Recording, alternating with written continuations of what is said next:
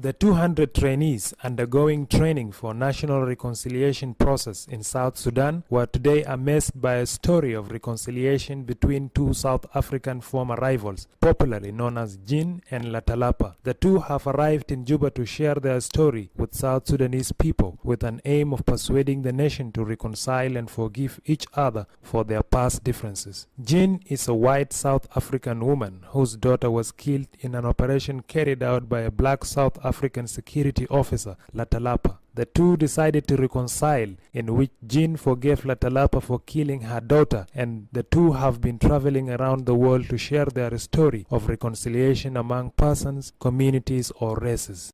Together we're telling our story of forgiveness and conciliation, and our greatest wish for South Sudan is for forgiveness and conciliation and acceptance of each other and the different tribes that we're from.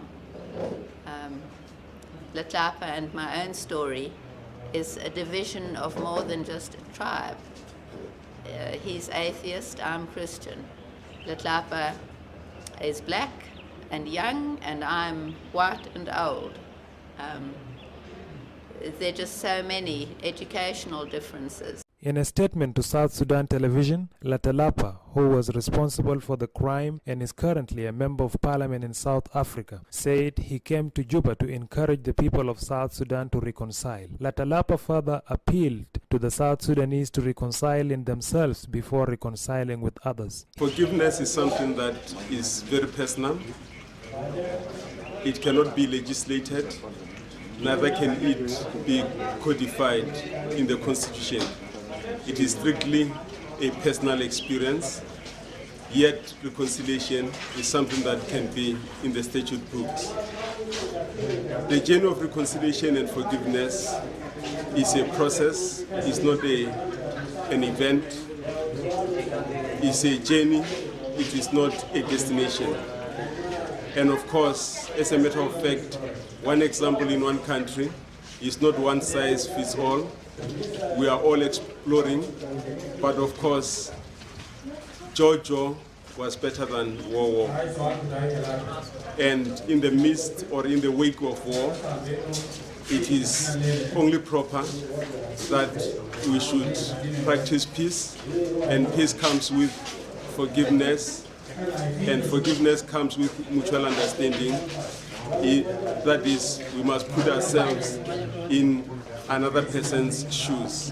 Some of the peace trainees attending the 4 weeks training in Juba were touched by the experience of reconciliation narrated by the two South Africans' former rivals, who initially faced each other due to racism and ethnicity during the apartheid era in South Africa.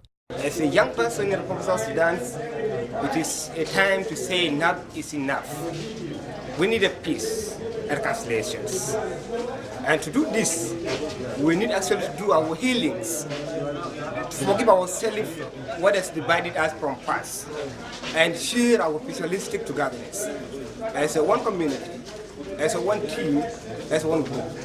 This training is part of the national campaign designed to heal wounds inflicted into communities and individuals during the last 2 decades, when communities were involved in inter-ethnic violence and cattle raids, which created hatred among locals. The government of South Sudan has now made it priority to reconcile the nations as part of the initiative to restore the lasting peace in the country. For SSTV, I'm Tex Stephen.